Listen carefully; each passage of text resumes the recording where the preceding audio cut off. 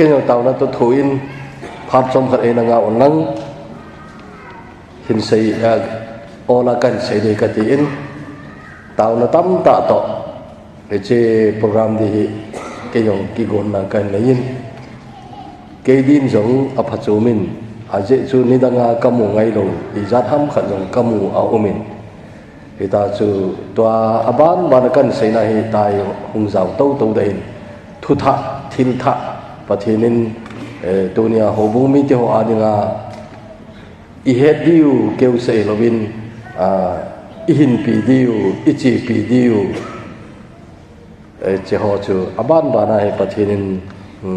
an holding hin tin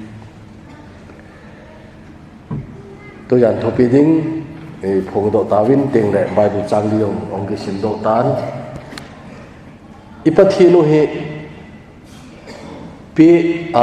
kipa pathina hin ami te acha te hi pe mai hi anomin ahin la acha te nong pe ki je I hete gole pathin kipa ai pakai pin thusima a sile khathimo thilpe an khel kheli hoi ka sama ma jenge pakai hi nau sen hi jong le leng a hi ti recognize abolo ne a he mai ne chiya chun pi dinga lom pakai hi ti anamu da ne so mi lo di khat chu hi chi nau sen hung ping pakai hi nidanga calendar milim imu ho to banga khu nau sen aluchang akim velwa pim pem hu to bang dinga khona ge lo di we chapang dang to ki bang tho thoi na ta sana abu ga he dinga he nidanga calendar dung ailo le milim bu dunga khuai le pakai alet lunga jong aluchang khu awaina aluchang ki vel ko awain teng le naw sena aum laya jong chechu aluchang ko wa ping pem a hin na ta he rauna hina wa pim pem a hin ai na chechu hi lo hin nang le ke sen lai to ki bang tho tho ding ai wangin ta sanna in recognize aga bol jiu ne aga muma sapen ho chu wan tin ho ai ve ti chu I he no hin phat chom khat zawa hi tua a sile khathim hon aga mu hin ke ngoi pu hon aga mu na we le bong in a hin a sile khathim hon aga mu na mun hi ai le chu ai tapui in su atinai e bible belew chenna in su ai ta bong in ai tapu nei jejon phat sau thim ana che tai ti na jong hi le kilome na ana chalam pang chu ha boi pi yong angai pui tu jan I sei lo pen ta chu he che akhil pi u chung chang hi a hi in cha ko na hi tu jan a ingai tu khom ni ka dei chu na hin khuwa hi pakai na pi na hin na lung hai nam ti yong hi tu jan ki do diu ka dei na hi ai hon pakai ka pi iti hi chu hop som ho hi ai mai te na khat ve ve mai cham iti ona hop som hi chu ka pi ti di yong ai puin ama I pi do mai mai pakai pi I nai pu nei ama hi ti recognize I bona ama chan di dom I sim do a che chu I pi do ai mai na che chu ka pi ti yong ai nai pu na pakai ading dong chu ama ka pi iti jong le pe iti pai che chu hikit lo lai che chu wa ma cha dang dang chu pe na we hop som chu I pi u chu I pi pe dem iti ale misona dinga I pi u chaga gen thi a dinga I pi u ai lo wa le ho in nei nai lo hon ho in sa na dinga I pi u Sunday school building I pi u ti ong cha au umi ai tu ni hin ngai lu na ko na pathen I pi u hi I to bang I pi u ti tunin ingai to diu dei kasain cây hồ kỳ thị chôm lệ cho chan pulang hồ bung hồ hung ki pat do dan khu ki dang ta khat kana mu min chelang baptist area lang ye le nang ho na thusin chun na he diwe hin south lang khoi le wales gama ko na gospel hung ki pan a hi hi cha thil ki dang ta khat chu wales revival a kunin gulang khat ahung ki pedo inai ama chala suma pedo ai pun ama ta ahung ki pedo in hidi chun Mizoram aizol ahung hungin ane ta ato jing la ye chun England gama kunin numei khanin a het kha jong hilo numei khanin paul nga sate sumna Amerika ko dollar ay mga ko sapte British da ko pound nga ay thode nahi sanga de ko somlaya pound nga chu a value I to bangai dem tiwang chu ka he poi ken chu ai wangan nim lo ding na nim lo ding che pound nga anamu chun anung thima tong khabe sen amangam pu ni chelai ta chun Mizo paw ti yung anati po chalai chun dulian trong anati dulian paw na lusay paw dulian paw khu che pawa gospel zone po khu nalai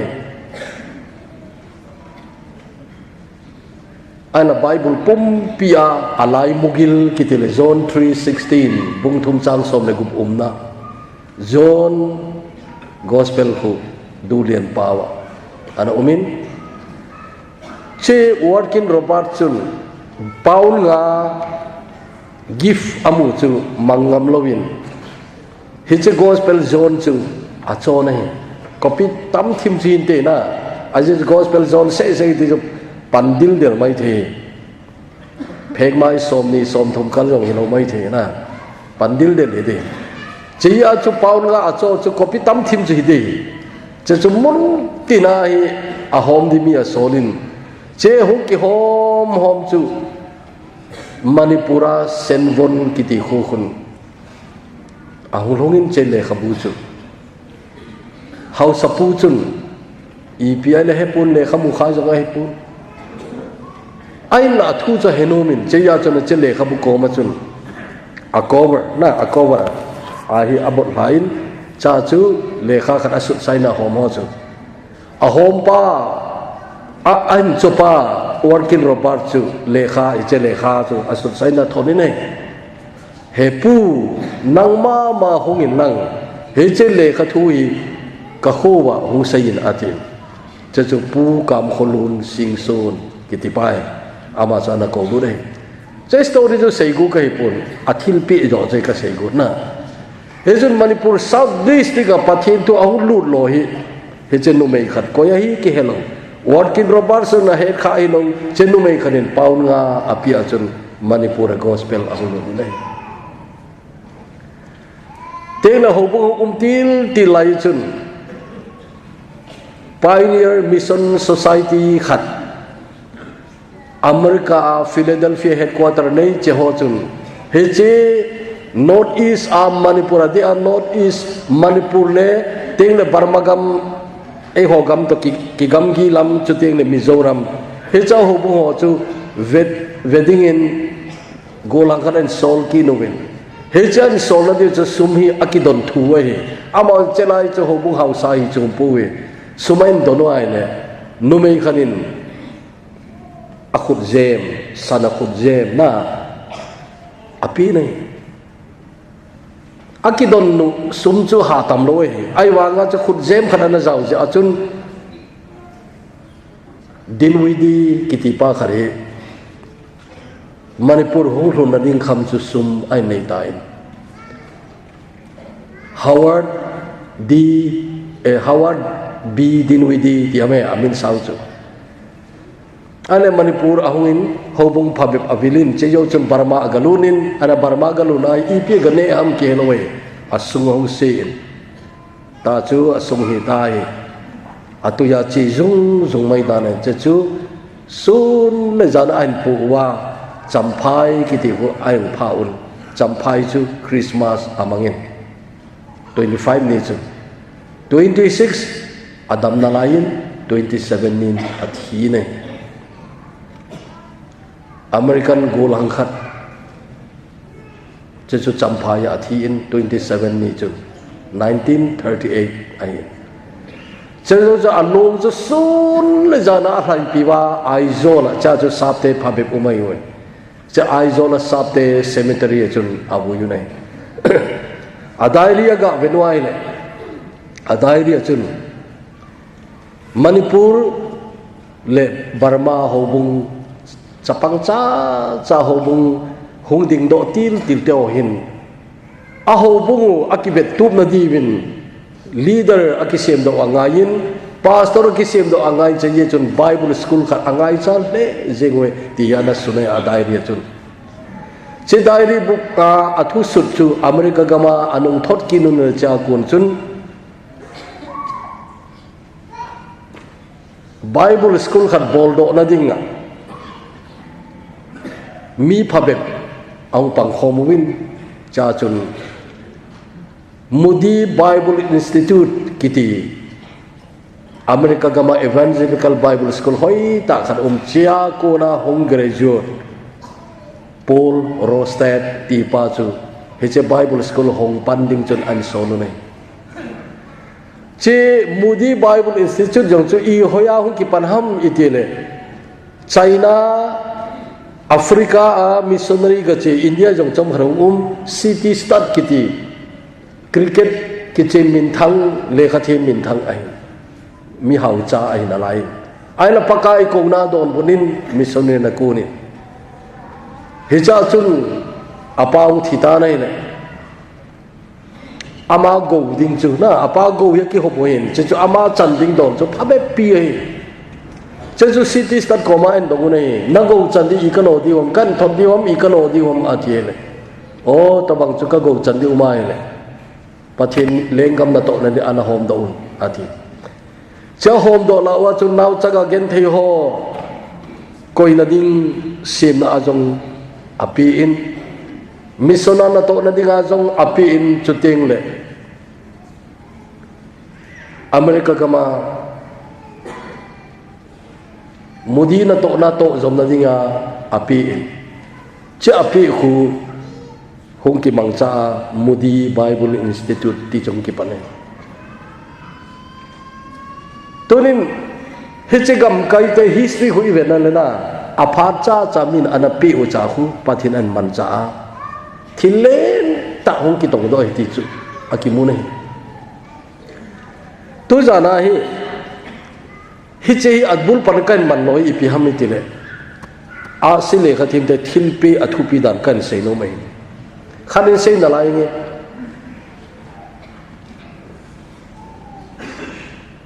Bob Pierce kitipahi assistant pastor na pangkhahin ay wangin na senior pastor pan aboldan hi na sudden disappoint na hiin hindi jo namahi a minister dal hain ananung chon ta nai ay wangin ang din do kit phanin pakai hoilang gam hi jong le nang nei sol na chana ching kating ipi ka bol ni jong le nang nei sol na chana ka to ding nei pi ju ka to ding ai ati inai le pathinin Korea galai ta chun war correspondent dingin kot ai non pi nei war correspondent ti chu missionary hilo mong he na Korea gama ki dona thu sim ho che chu thu ho che chu news America su ki den thot le ding mai chu an na to chu aw pathinin thil hi at bolgo te le mihem gel to akibang ji pu nei he che Korea gama aga umna chun Korea minu mi patam ta che gala chu thiwa hija acha teu nau chaga nu le panei talo che cho al don ding jong ai lo le khâu khá đi ông lo wa boy ta lung khăm ta mo za muai le lung ya tong kha be se hi ta hu ta we pakai pathen lung chang tong kha chun ke lung chang jong tong kha hen a ti chona hi ti jong ta we ne cheu chana America la mang ke le kin veng in ho bunga report and bol pani nei ale zan khari che nau cha ga gen thei te ho hi cheu cho ei ho ni ki thu pilul koi ham ki thu pili de challenge na sata bol nei che zara a challenge a thu pi dan chu to hi collection i bol ni we tu ni la ka thu sei na po na noi le tu zana sum na hin pu zanu na khen lo di abona na pi ni che zo na pi ngam lo le pi da vi no ti chu na wale na sadwa na ve na a hom pen ding le pi da ina ti chu tu ya ni che chapang ho hin na lung sunga to kha ai le tu zana na nei zat pi na ti chu na na in lama na nei ka ti poi na bega na nei ka ti poi tu zana na sakhaw zat pi kai challenge a bo le che zana chun gol hang khang tha chakha pathini na hin man pan ai wa nga chu chele wa le na ding gari jong nei lo ai je chun convenience anei pon a boil he ji che jun mi khanin hi che gol hang pa pathin man chai ti le henganin hi cha chele wa le na aman cha ding kar khat akicho na ding ti in check khat asut pi na pi nei kar cho na di kham check api nei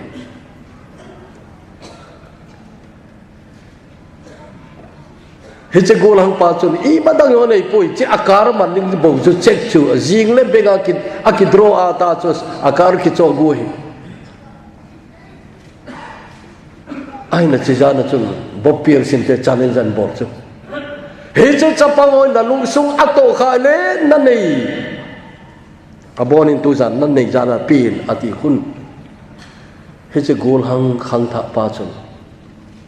now cha ga gen theo chol agai to la anung thima tong khanga ni asakhaw check chol la do in ama min ki sup na chu anung lama chun paid to the order of Bob Pierce tin asun kita ni to la ba cha hita chu check ki bon le thei khen lo mai thei chala ji thei na lai ke o Amsterdam ka chiu 83 yang ji thei na lai min check AP hu personal check hu anung lama hu ama pa ma chun sign abola pay to the order ta kamina su leken ka kila thai chu to lai chu che chu thei talong ni le kilo ai pi chu yo le ka sei nom chu he che gol hang khang tha pan a check chu sign abola bo years ka pesone din api nei World Vision History asay now kon chetil pi chu thupi ta ki sei jing ke hito bang mi ho thu sim chun mi na sadan chawa ta chu thil pi chu honglu jong zungina le cha chun World Vision International ti an pan bo ne chezana ama la kar le lo akar cho na ni mi dang khanina agel kho be se ja a check khat as a should be ata chu kar ki cho ding ahi la ya akar cho talwa bopirs ko ma pe do pa ko ham itiale pathin man cha til khang tha ma na lai ain chu khonunga wanu le se pom pia pathin man cha thu pi pe na hung ding Billy Graham ani ni tole so pite hito banga pathen lengam na to na dinga nalung chang sun khatun tu na pi do I to bang na nei kha ta am ti tu ya nai kan do no mai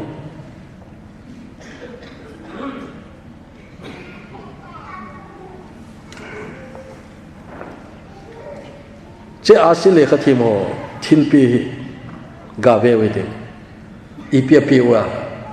azawa chen I ngai ta we sana bego mar kiti na mar kau cerita pula pau tam zo khun mizo translation influencer ja khu mura kati mar iti hona sana je heve sana itai thil man tamai na man tamai bego ahi le chu thing nam tui apang kisana anai hong pod khu che khu ala khom hele kilome asaidan che chu bego hin ipia ki mangam itiale aki hal ting le nam tu hin tin che chu pathian hai na ki thoi na ti dam hal mang thil pe bol na pum go thil toi tiwam che hoa thil thêm po man cha ti mai te na thêm por a hal nam tu yu he tempula ki hal nam tu ho ko ana hi da ne che khu bego ki ti choi mar iti mura iti paye iti khilia hi la chu a khana khai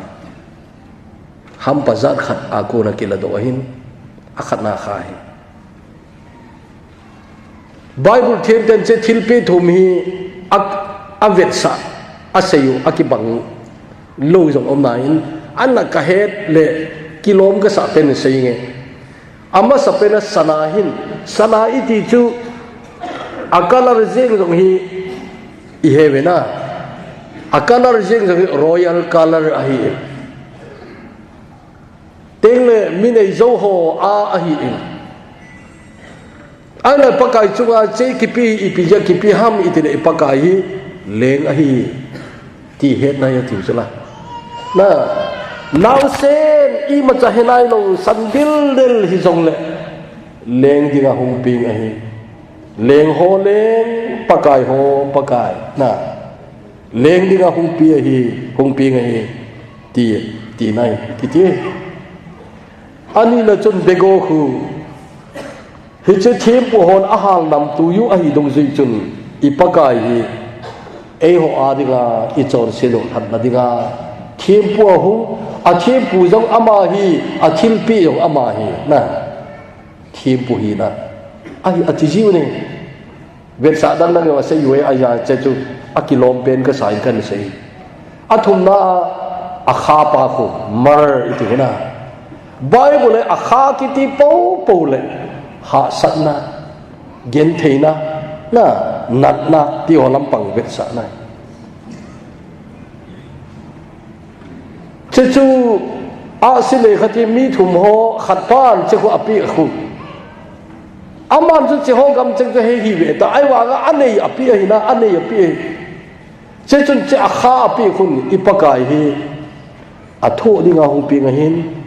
nat tho dinga hung pi nga hin e ho ji a gen thei ta hin ko mang de hung pi nga hin ha san no se tho dinga hung pi nga hin ke ma le nang ma ji a ana pen king pel chunga thi dinga hung ai che ye chun che mar ke ti ama ki pela a chu pang thil khali mel chi di chu mi thum ho in anei chi o pi we na anei chi o pi we khalil sana pe anein api ne khalil bego ane na pi ne khalil mar ane na pi ne anei chi o pi we he jun pakai pi iti hi inei ipi ai ken goi pu te chun pi di dang nei pu we alung thim o pi we che chu pakai ki pai pi di dang nei lo hon alung thim o pi we pi di nei hon a zong ilung thim je pi ma sa ngai ilung thim pe ma sa lo wa a thil pi le pakai ki pa chum lo de na nalung thim pe ma san lang na pakai kalung sung nang nin muna umeti ala isa sa kula zanela thu pi chu pakai nalung sung mun ane hinam na iting chu he chun ilung thim pe ma sau tin ilung thim wang chu lung thim nei ro yum po na lung thim nei ro yum po we he chu ilung thim pakai pe ta diu te ilong kot ama di hongoi tin ama welcome ta diu te che jo te chu na inei dan chu ama a di ga pe ding pakain ei ki ne piki ding ai anh tu zan hin adang ni te chele avet sa ho che sei tawin sana pa chele pakai leng a hin a keu se loin a purpose khat an sei ka ti Bible them ho loi khanin hitaya sayu chu kata sanin nata sandiu pa ken kata sanin jesu ipiamiti le pakai asen la ya khu ama aku tu Nazaret itu Nazaret amin Herodin thadi ka holta suna thadi ka holta tu Nazaret chile inglo de bit lo de na Nazaret kile bit lo ding lampia jong poi cha kho jong ka holdo tho de Rome se payo ke ti so efficient most efficient army tu chalai chna chala hol mo lo ahol do te di chi pakai Joseph maga kinta ga sola now send anu puila Egypt gama jamun ati tuna Egypt gama jamun ati tulai awang chu gamla lo chu tulai turi so na bailam ta Jerusalem chi jongkhu Cairo ki ban pau Egypt agavelo ta chu ei gama ahau jeb ho chi gam tau yo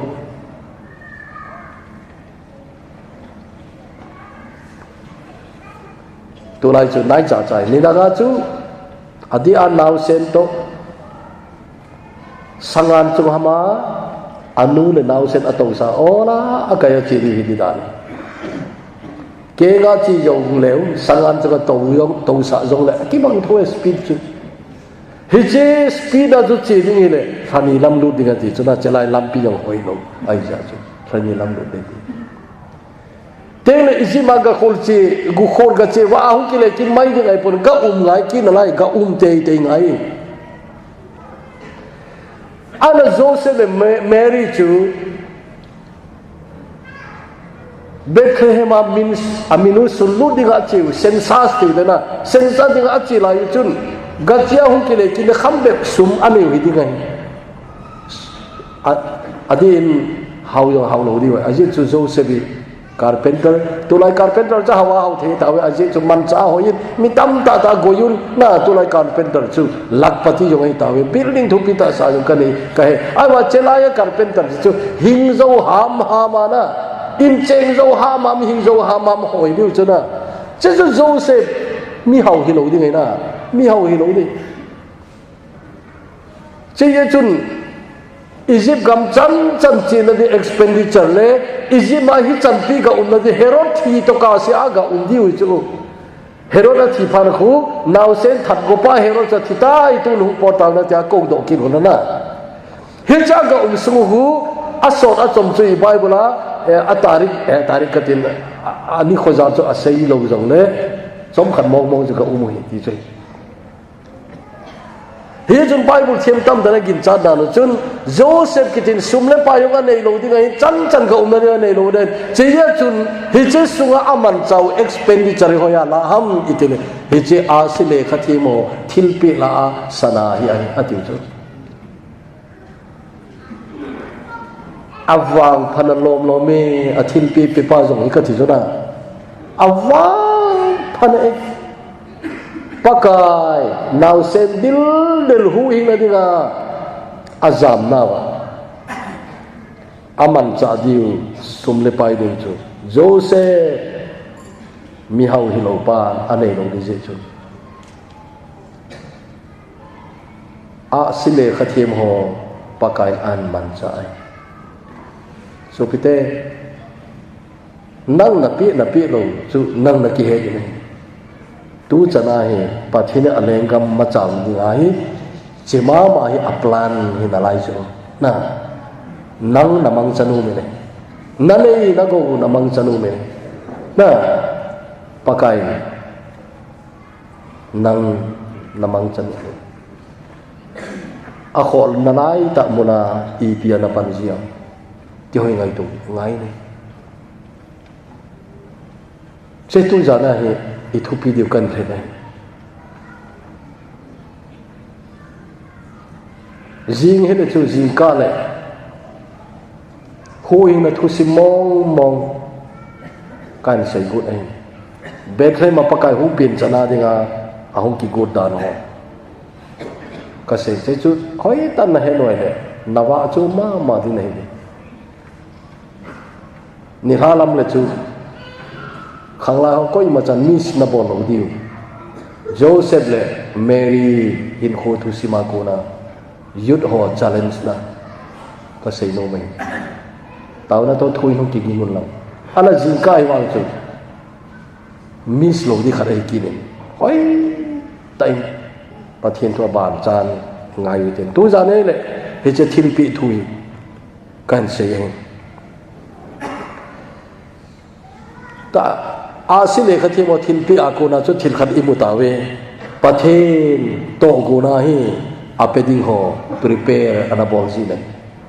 aleng gam ma cha le pathian chu le le wan siam pa hi ma cha sam lo hi na ai wa aleng gam ma cha la ni ai ami te ma mang cha ami te ma thil pi mang cha pathian aleng gam ma cha sa di ti pathian to go nei che to go na ana ki pe ho cha awang phai mai ka ti na awang phai mai che jun che sana pe pa jo awang phai ka ti chu ama thil pi zala pakai damai ki tele humanly speaking na mi hem la mai ge lai le di thoi o ape pai awang phai pi na di chance namu ne pejita nawang phai na ti ipakai le ya ale la ya jong chun ana pe man mano awang phau ka ti cha chu sau ta jong sei man pu ti Bethany ko Mary ko awang phanalom lom ka ti thau nam tui alabaster boma thau nam tui speak na akiti na nat thau akiti che khu ei pawa chu zakhat le som la man akiti lu sei pau translate sona ko na translate bol lo sen makhai zathum atime makhai jong ai pun cheng jong ai poin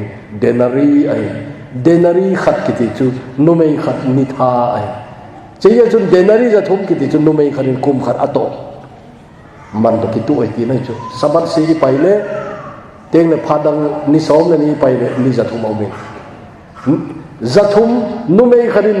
ni zathum ni na tong hen lang ani tha chu che khadom mang lovin che chun thau nam te chole che chu ye tiu chu bible themo na thau nam tui awan Mary Bethany ko Mary che chu ata ke a pakai chung abut ai pakai ni pe se che nu me no thil bol he gospel ki hil hang le na mun tina che hu ki sei na lai da ti chuna te le che nu me no thil pe in so mi zo se anam tu cha azawe ati chuna pakai ni ka ki pe na ti anam tu ji ne hito banga wana jo anam tu ding pathina de pe ki thim chu te kati pam sade ni khoteng ni sei jin kya yu sangan le anei pa khu kanung tong khabe se ne tin le khabu khat kasut loi ape di ko na ta jinga achono no cho ding le khabu advertise kan bol jong ai pon jingkan ka phon thau thau de le khabu khat kana sut loi neu ki sahi be in pakai lamang chanu me ti le khabu khat kana sut loi ne asim kha tam tai ki pa thun sei ta neu ki sahi be in pakai lamang chanu hicha khun hichele khabu ka sut lo alle khabu min kan la do na ho che sangan na sangan khoi hiche thuka su lai khun sangan jong awang phan anei pa jong awang phai ka ti chu anei pa yo awang phan ti na chu ama ko ma thu ma sa ti jong lo aul hap jengo ana ibol na ha ho ma ti le pakain na pakain amang no me ti chu hiche sangan ni pakain amang no me ti le ama paulo ke ti I lo ila pi do jine awang a phai ka ti na Jerusalem sangana tam di to ama a khel pakai na uthu pakai seijo hona uthu mune ama o pakai na thu mai te apepa he chinja it ngam lo jolana apepa he chin it ngam pu ure nao tu te cha te ngai to pakai namu chinja it lo hela it theita na pe khata it kham set it lo hela na pe ipi umta paka na ngai lo je ngay lúc nó ra là thil ki boli pakai ki pa ji na ngay lúc nó ra thil ki boli pakai ki pa ji ít khăm se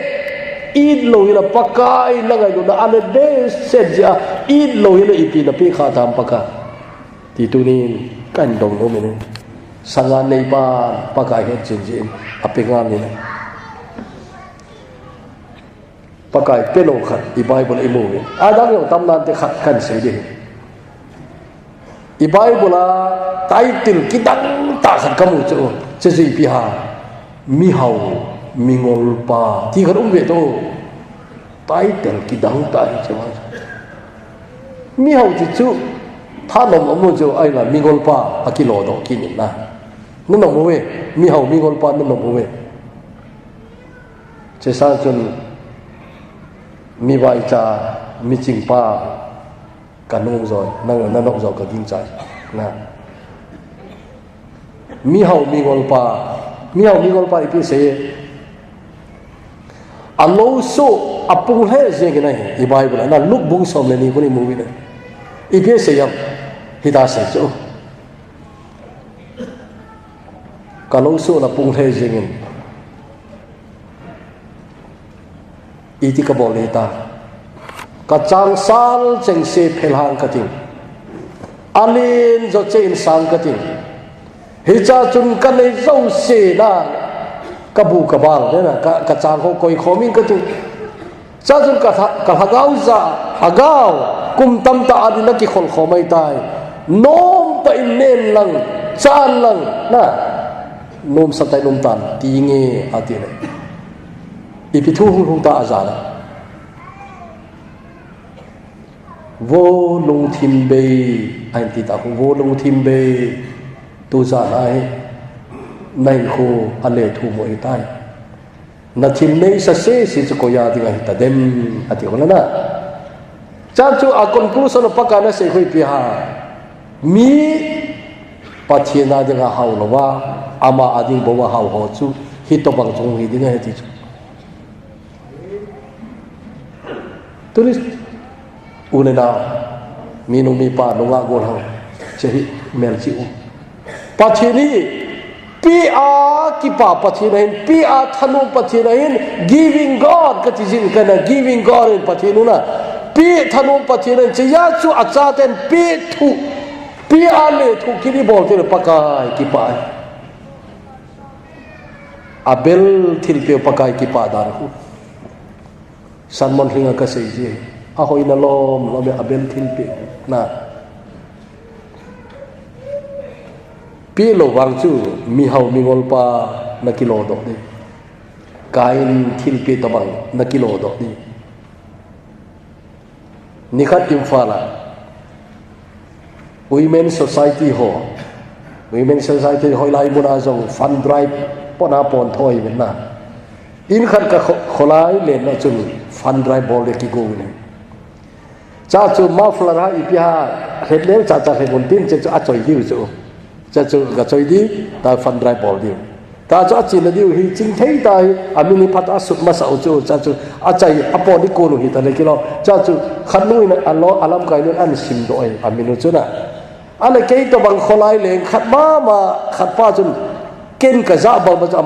amana azai mi minan sim do angai le hama ki kum lo na hi jong le au ki kom chu khongai ti mo na thil sim chu ka za le na chi lo hi na di in khan o me ti chu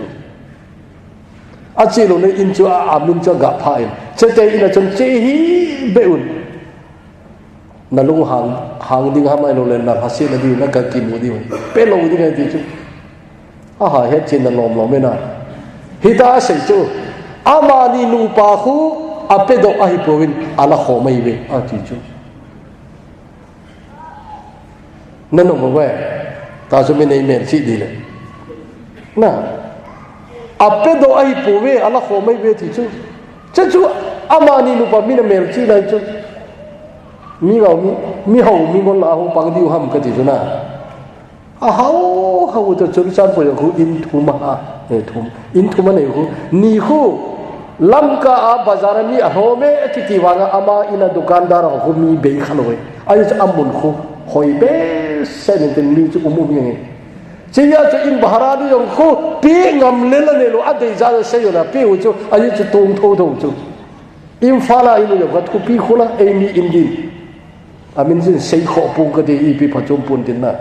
xây rồi ngay pun ai vang khó cái sao đó kinh hít ra cho cái này hết khá rồi cho ama ni cái mô hết chứ ai rồi mi hậu hỏi hết rồi cho na mi hậu cho cái hết chứ ai vang cái khó lái lên pi pa hết bằng cái chuyện cái hết rồi aman ta xây chứ amani nụ pa khu apedo ai po về ala khó mai đi tôi nói số kite min ta cho email chỉ ki lewang chứ na mi he min bon ta cho email chơi le pathin ETA mu dem ka chứ na pathin ETA mu de pi thu hi ka ho mo ka sei pathin pi wo pathin pi nanga dinga phai nang din phai ale ga machal na pathin man cha thu chu me nang din na phai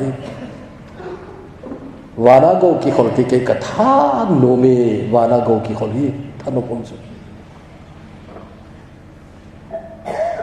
nanei dan này tam pi binti lo chu nanei mei thai no sum san khu imo sei sun din sang khat pe thei din sum san na pi le pathin ki pa lo de sum san pe nu pathin ki pa je chi pi ha ama ri khen lo hi la pi ji ai bo ni sang pe then sum san khat pe tango pathin ki pa lo hil de na nang to ki tu na pi am pakai ade nang to ki lom na pi am ti oi to nin ngai to te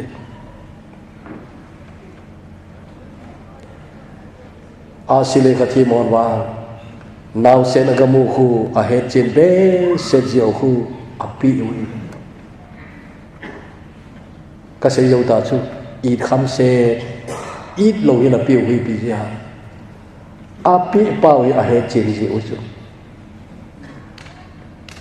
thu xin con xem cái điều chạy ra đi Queen Victoria là lai thu xin mày ở cái tiền chơi Queen Victoria ni khát hi lal to na awai ho bi chol ki sabe se in tin ase pai ho agat di jeng thau nan te hi jong le koi ma se pai vona ki bon sa no abo no wa mi ham ki vona ki bon ama jong mi ham na mi ham ki vona ki bon leng mu hi mong mong koi ma chan he lo ding cha chu gamla ki hui hai la chiun ama sakol ka chỉ trong chỗ lên nu a hi na ki lang lo ding simple chariot na sakol ka mi ham ho a che chu cha cha to win da gam no chi ni ane ki gin lo hi lai ku hung su ku ta chu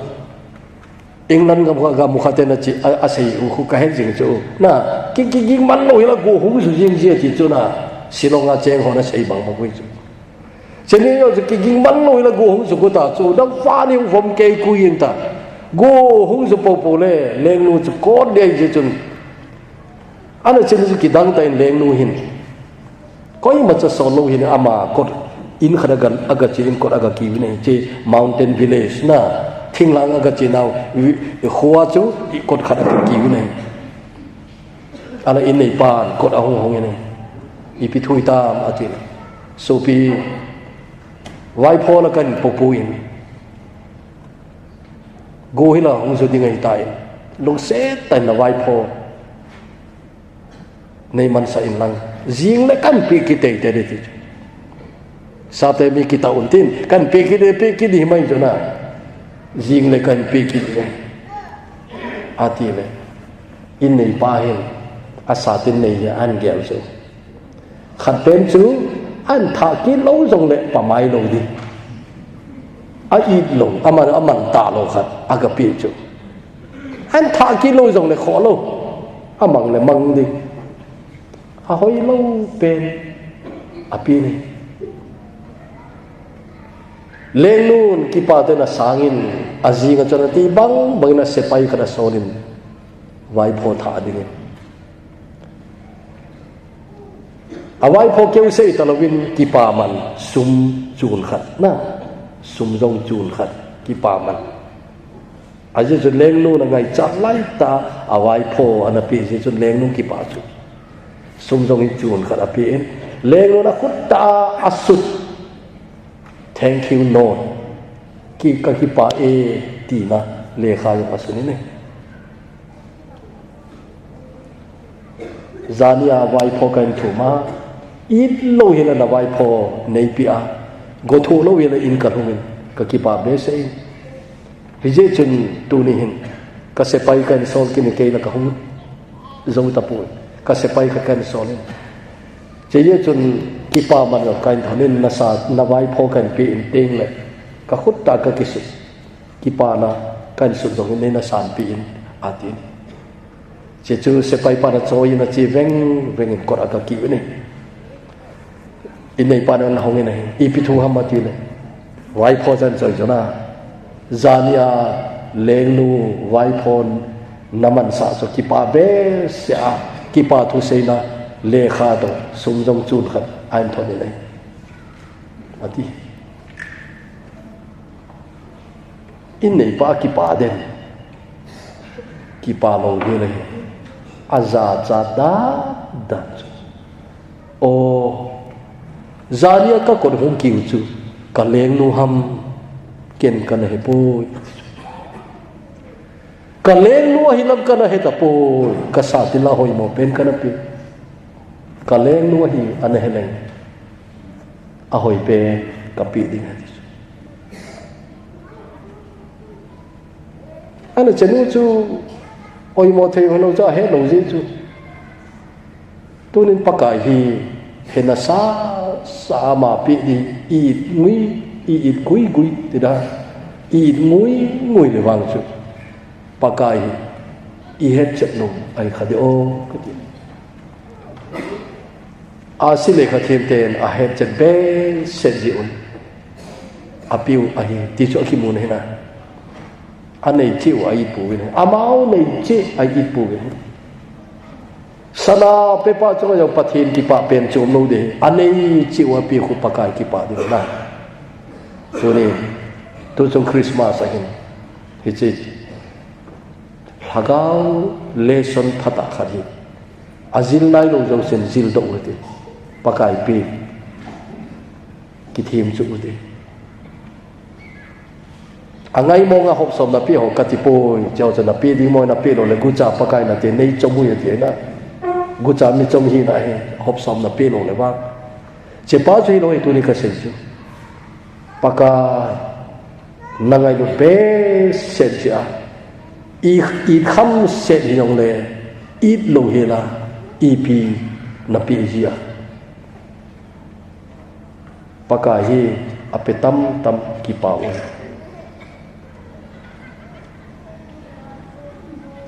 leng nu ko ma satin pe pa sa ga e hoi pakai anga ki phalam de o kati pakai hu hing pu le leng pa in wang kan sang nai hi jong le kain het chet nai ala sam hin te ka pe di bang jong kana pe pu iti kha dio chu kho le de tu ne che thu hi minu mi pa ri keu se po ei ma che in khuwa api pe akipa de mai ipi lo ai le ikisi na diu ahum khat ahum dem ti oi to jam ingai to diu hi diu ne pathenin ilung sunga thua sei bang bayang tu jan jong phung ki ngai to la pakai hi ken ipi kana pe khata i kham se ama ka ngai lu si a i lo hi la pakai ipi ka pi am ti tu jan ai ma che hong ki kholo hiti jinga piu te ti na di pi pha jong chu nai pon tin nai khwa na pi na ding hum ti teng le paka na le gama a kho na mun a pan na ding au na mun paka re ri ka hitai tia hi tu za ne ki ngai to le tin pakai mi le ki ti mu ne